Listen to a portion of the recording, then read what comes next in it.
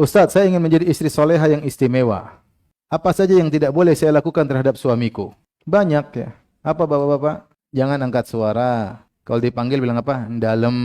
Apalagi kalau diajak ke tempat tidur jangan ke dapur. Apalagi ya, dan seterusnya. Kalau ya itu. Jadi jangan melakukan hal yang dilarang oleh yang tidak disukai oleh suami. Banyak. Kebanyakannya terkait dengan masalah adab ya.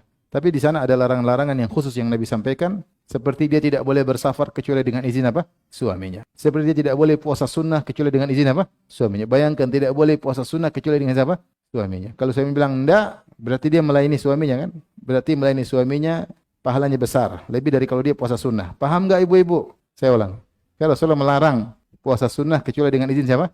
Suaminya. Suami bilang enggak, kenapa saya mau kau layani saya hari ini? Dia milih melayani suami. Berarti melayani suami dapat pahala atau tidak?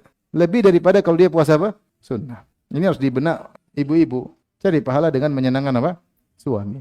Dengan menjadikan suami merasa sebagai seorang prince di rumahnya. Seorang amir di rumahnya. Bukan amir bahlul, itu amir beneran.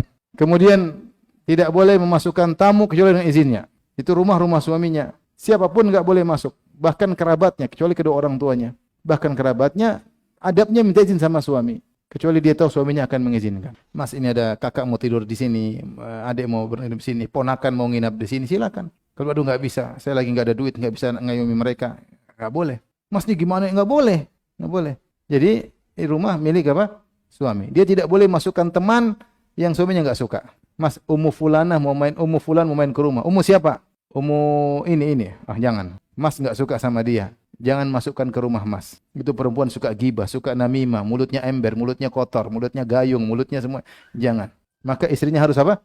Nurut. Harus nurut. Ya.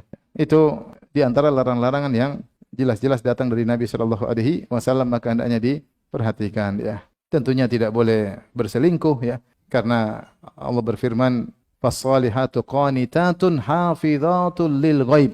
Wanita-wanita yang saleh adalah qanitat, rajin beribadah kepada Allah, hafizatun lil ghaib, menjaga hak suaminya lil ghaib ketika suami tidak di rumah. Menjaga hak suaminya ketika suami tidak di rumah. Di antaranya adalah dia menjaga kemuliaannya, dia tidak chattingan sama laki-laki lain, dia jaga pandangannya, tidak melihat Korea-Korea, India-India, dia jaga pandangannya ketika suami tidak ada, dan dia jaga harta suaminya ketika suami tidak ada. Kalau dia diserahkan uang, maka dia gunakan dengan benar sesuai dengan arahan apa? Suaminya. Dia menjaga hak suaminya ketika suami tidak di rumah. Kalau suami tidak di rumah saja, dia wajib menjaganya dan itu ciri istri soleh, apalagi kalau suaminya di rumah.